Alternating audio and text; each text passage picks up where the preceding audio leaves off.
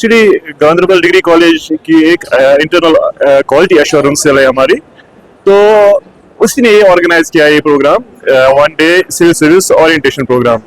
Basically हमने realise किया कि गांधरबल से बहुत कम रिप्रेजेंटेशन है सिविल सर्विस में। देयर इज डिसमल रिप्रेजेंटेशन के इतने ऑफिसर्स नहीं है गांधरबल से, जो स्पेशली जो लास्ट फ्यू इयर्स में हमने देखा कि डिक्लाइन हो रहा है, यहाँ से क्वालिफाई नहीं कर पा रहे बच्चे।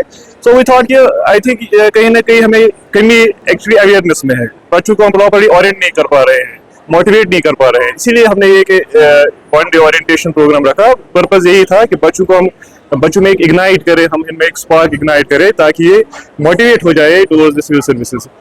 तो इसी के अंडर ये हमने प्रोग्राम एक ऑर्गेनाइज किया। उसमें हमने गेस्ट भी लाए थे, केएस ऑफिसर डॉक्टर सरीर साहब आए थे, तो उनको हमने लाया था। तो उनने बड़े अच्छे से स्टूडेंट्स के लेवल पर आके उनको मोटिवेट किया बच्चों को। सो इसी जिम्मे में हमने ये प्रोग्राम आज ऑर्गेनाइज किया था। Basically government degree college Ganderbal की मैनेजमेंट जो है, एडमिनिस्ट्रेशन और उनकी जो प्रिंसिपल है प्रोफेसर फौजिया फातिमा जी, उन्होंने इनवाइट किया था कि यहाँ पे एक सिविल सर्विसेज ओरिएंटेशन का प्रोग्राम हमने ऑर्गेनाइज किया है। उसमें आप एज गेस्ट स्पीकर रहेंगे कि आप खुद एक सिविल सर्विस ऑफिसर है, और इसमें अच्छे एस्पायरेंट्स यहाँ पे आए हैं, बहुत सारे तादाद है यहाँ पे इनकी, और काफ़ी जगह जज्बा देखा हमें इनमें कि इनको हमने गाइडेंस प्रोवाइड की कि इस एग्ज़ाम के हवाले से कौन सी अपॉर्चुनिटीज़ आपके पास आएंगी, कौन सी आपको दुश्वारियों का सामना करना पड़ेगा और कैसे उनको टैकल करना है। उस चीज़ के बारे में हमने इनको इन्फॉर्मेशन दे दी, और एग्ज़ाम का पैटर्न कैसे रहता है। अब तो नेगेटिव मार्किंग भी इसकी प्रीलिम स्टेज पे, और मेंस में रिटन में अब ऑप्शनल सब्जेक्ट पहले 2 हुआ करते थे, अब एक ही होता है।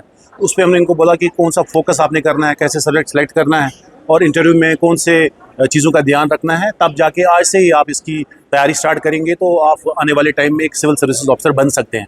और हर एक स्टूडेंट या एस्पायरेंट में ये गुण होते हैं कि अगर वो अच्छी से मेहनत करेंगे, टाइम का सही फ़ायदा उठाएंगे और ऐसे प्रोग्राम्स में शिरकत करेंगे तो यकीनी तौर पे उनकी सिलेक्शन ज़रूर हो जाए। उनके लिए ये मैसेज है कि they have to believe in themselves. उनको कभी भी बिलीव नहीं छोड़ना है। एग्जाम में 3 स्टेजेस है, प्रीलिम्स, मेंस और इंटरव्यू। अगर कोई प्रीलिम्स में सिलेक्ट हो जाता है, फिर मेंस में नहीं हो जाता है, तो उसको हिम्मत नहीं हारनी चाहिए, दोबारा मेहनत करनी चाहिए। उन लोगों से मिलना चाहिए कि जिन्होंने दूसरे या तीसरे अटेम्प्ट में सिलेक्ट किए हुए हैं। हमें वो भी लोग नज़र में, हम उन्हें ऑफिसर्स को भी जानते हैं जो चौथे अटेम्प्ट में सिलेक्ट हुए।